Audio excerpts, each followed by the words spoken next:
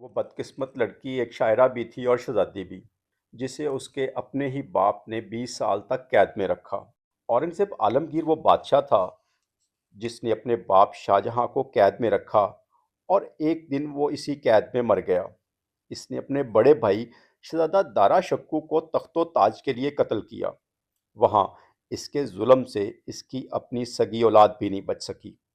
اس نے اپنی سگی بیٹی شہزادی زیب النساء کو تقریباً 20 سال تک دہلی کے قلعے میں قید رکھا۔ میں اس وقت موجود ہوں سمن آباد میں، ملتان روڈ کے اوپر، اور یہ مقبرہ جو آپ میرے سامنے دیکھ رہے ہیں، یہ شہزادی زیب النساء کے نام سے منسوب کیا جاتا ہے۔ شہزادی زیب النساء شہنشاہ اورنگزیب عالمگیر کی بیٹی تھی۔ نہ صرف وہ ایک شہزادی تھی، بلکہ علم و ادب کا ایک روشن چراغ بھی تھی۔ زیب النساء مغل بادشاہ اورنگزیب عالمگیر کے ہاں 1650 میں پیدا ہوئی۔ زیب النساء کی تربیت بہت ہی شاندار طریقے سے کی گئی۔ وہ قرآن، تفسیر اور فلسفہ میں کمال رکھتی تھی۔ اس کے علاوہ وہ ایک بہت اچھی شاعرہ بھی تھی۔ انہوں نے اپنا کلمی نام مخفی رکھا، یعنی چھپی ہوئی۔ ان کے اشعار اس دور کے علمی ذوق رکھنے والے ہر شخص کو ازبر تھے۔ ان کی شاعری میں بہت درد تھا اور محبت بھی۔ وہ درد اور محبت رکھنے والی ایک بہترین شاعرہ تھی۔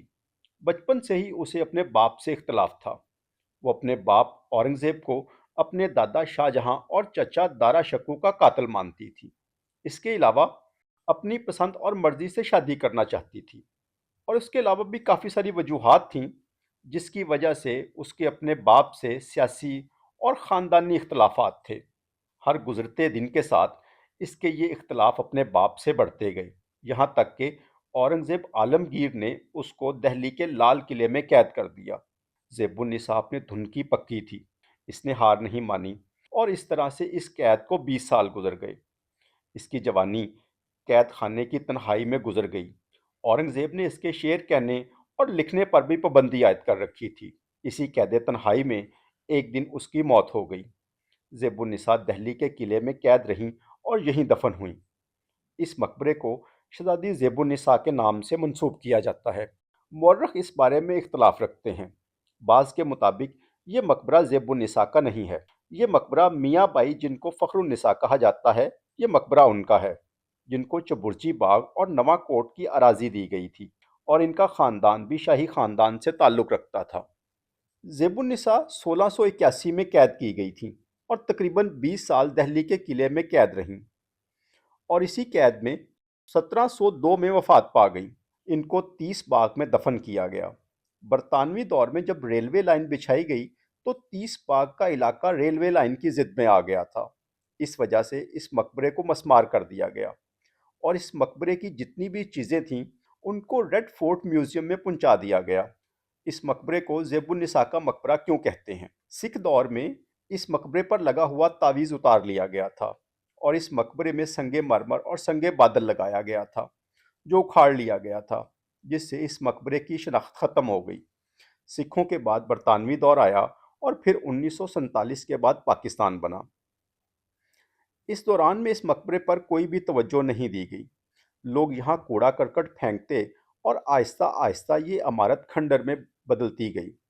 مقامی لوگوں نے اس جگہ کو شہزادی زیب النساء کے نام سے منسوب کرنا شروع کر دیا۔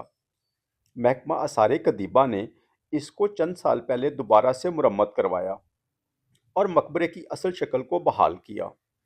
اس مقبرے کی تعمیر کی اگر میں بات کروں تو اس میں سنگ مرمر اور سنگ بادل کا استعمال کیا گیا تھا۔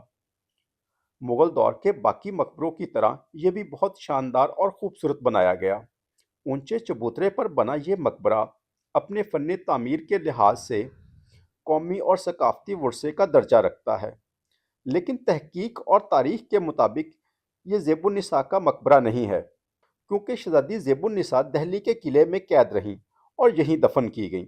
یہ مقبرہ فخر النساء کا ہے، جن کو نواں کوٹ اور چبرجی باغ کی زمینیں دی گئی تھیں، اور یہ پورا علاقہ ایک بہت بڑے وسیع باغ کا حصہ تھا۔